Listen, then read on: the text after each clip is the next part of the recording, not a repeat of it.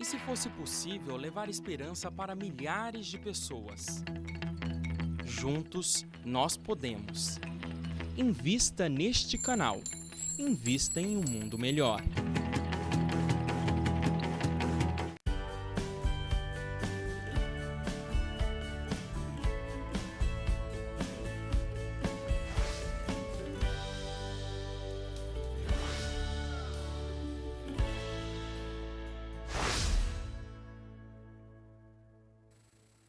Olá, seja muito bem-vindo. Estamos iniciando mais um Repensar e hoje trazendo mais um livro interessante, importante para a sua leitura, para uma boa leitura.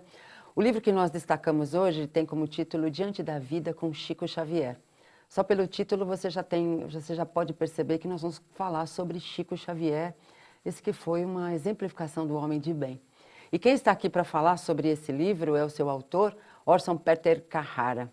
Seja muito bem-vindo, Orson. Sempre muito querido aqui, viu, Orson? Obrigado, Marizilda. É uma satisfação, uma honra estar aqui no Repensar, o programa que a gente aprecia muito. E a gente já está, assim, tem alguns convidados que a gente já considera amigos do Repensar, né? Não mais só convidados, né? Obrigado pela gentileza. Bom, Orson, como é que surgiu essa ideia desse livro, né? Porque lógico que você está falando de Chico Xavier, né? Sim, a ideia surgiu a partir da leitura de um livro chamado Notáveis Reportagens de Chico Xavier. Esse livro está esgotado atualmente, deve ser reeditado futuramente, e conta a experiência de um repórter das organizações Globo, que hospedou-se em Pedro Leopoldo quando Chico despontava com o surgimento do Parnaso de Além-Túmulo.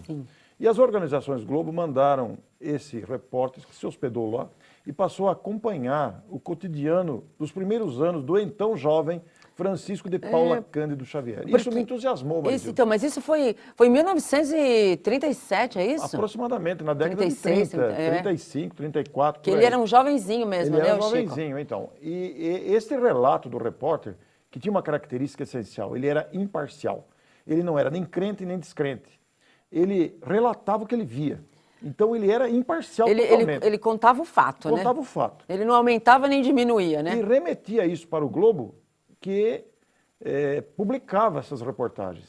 E teve um confrade espírita que colecionou essas reportagens. E depois isso foi publicado nesse livro, Notáveis Reportagens, sobre Chico Xavier. Ao ler esse livro, fiquei entusiasmado com os relatos, porque vai contar principalmente os primeiros anos da mediunidade de Chico. Sim. Chico psicografando Humberto de Campos. Os originais, o repórter levava para o hotel, lia aquilo, acompanhava, elaborava reportagens. E eu comecei a ficar entusiasmado com aquilo. E fizemos uma pesquisa depois, motivado por esse livro, em 10 obras que falam sobre o Chico. É claro que existem muito mais de 10 obras que falam sobre o Chico. Sim. Biógrafos, pessoas que conviveram com ele, casos e casos. Mas selecionamos 10 com respostas que o Chico deu. Além de casos de pessoas que conviveram com ele. Daí surgiu o livro. Que interessante, você fala do livro, você usa muito o livro Encontros no Tempo, né? Isso, também. Entender Conversando. Isso. São livros que Elias Barbosa selecionou respostas que o médium deu para a imprensa espírita ou não espírita. Programas de rádio, programas de TV, reportagens, entrevistas que o Chico deu. E ele colecionou essas entrevistas, classificando-as. Quando foi publicada, em que órgão foi publicada, em que data, as perguntas e respostas. O que nós fizemos? Fizemos uma seleção de algumas respostas, extraindo a essência de cada resposta, para comentar à luz do Espiritismo. Isso, porque aí você associa com a codificação, Perfeito, né? esse foi o objetivo. Esse é o objetivo. O objetivo foi esse. Não é um livro de transcrição. O objetivo foi ligar com a codificação. Olha o que o Kardec disse aqui. Isso, olha o que o Chico respondeu aqui. Isso, porque ele falou embasado totalmente... A nobreza desse espírito fala por si só, né? Isso, sim, mas se você procurar, você vai perceber que ele não falou nada... Nada de estranho. Nada de estranho, nada fora... E nem de novo. Isso. É que ele tinha todo o jeito peculiar dele de ser, né? Um ser amável. Isso. Uma criatura que incorporou no comportamento. Você disse muito bem no começo da reportagem aqui, da nossa entrevista. Caracterizado como homem de bem. Ele exemplificou mesmo, ele exemplificou o homem a humildade... Não tinha vaidade. Nenhuma. Vaidade, assim, no sentido pejorativo da coisa. A vaidade dele era ser uma pessoa boa, né? Hoje, se a gente for usar, acho que o termo num significado positivo, a vaidade de ser bom, de fazer a coisa correta. Bom. Não é? Ele queria ser um porta-voz, Isso. um apoio a quem precisasse. O desejo dele era amar mesmo. Ele já tinha isso nele, incorporado ao comportamento. Porque algumas respostas que acho que também ficam marcadas, aquela de qual era a maior alegria, a maior tristeza, né? Essa resposta é marcante. É extraordinária Porque essa. qual foi a sua maior tristeza, Chico? Ter prejudicado ou ofendido alguém? Imagina. Então. Mas, Silvia, quando é que nós somos capazes de pensar assim atualmente, a Pois nossa condição? E ele fala, não consegui pôr em prática tudo aquilo que devia ter posto. A noção. Que coisa a mais que ele queria praticar, né? Pois é. E a maior felicidade era ter conhecido a doutrina espírita, né? Que, na verdade, para ele relembrou só, né? E fez a vida dele, né? Um homem que se dedicou completamente à vivência do espiritismo, não só à divulgação. Ele se fez instrumento fiel dos espíritos, mas viveu aquilo pelo qual foi instrumento. Então é interessante porque você fala que todas as ações dele têm a ver com a atualidade, né? A atualidade das respostas dele é o grande diferencial. Se você ler respostas dadas por Emmanuel através dele, ou ele mesmo falando sobre a situação da cidadania brasileira atual, nós vamos ver que, em termos de cidadania, Marizilda, nós não progredimos nada, permanecemos com os mesmos problemas de 80, 90 anos atrás.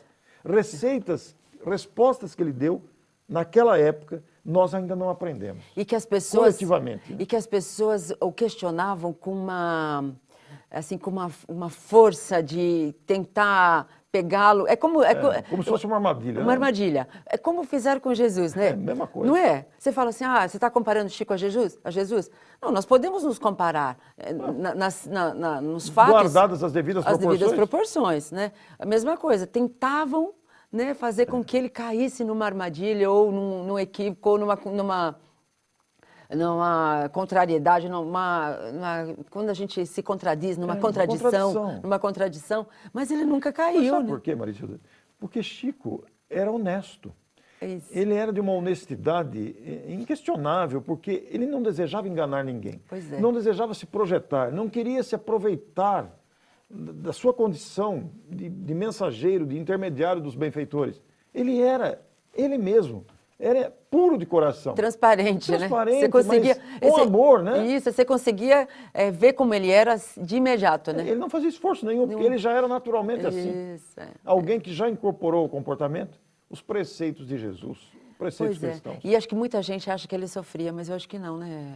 Será? Sofria no sentido de agir daquele jeito, para muitas pessoas deve ser um sofrimento. A nossa condição humana atual, ainda medíocre, né, Marizilda? Convenhamos, nós ainda moralmente somos medíocres. Mas o Chico agia naturalmente porque ele era honesto, ele era bom, ele era naturalmente bom. Então ele fazia isso sem esforço. Sem esforço. Não era constrangedor para ele demonstrar o desapego. Quando alguém lhe dava uma doação, ele repassava imediatamente. Exato. Ganhava relógios, ganhava dinheiro, ganhava carros e repassava isso imediatamente para quem precisava. Porque não fazia esforço nenhum. Não precisava, né? Nós talvez doêssemos, né? Desapego a situações e bens e pessoas, mas ele não. Muito bom. Nós vamos continuar conversando já, viu, Orson? Nós vamos a um breve intervalo e já voltamos falando um pouquinho mais sobre Chico Xavier. Até já.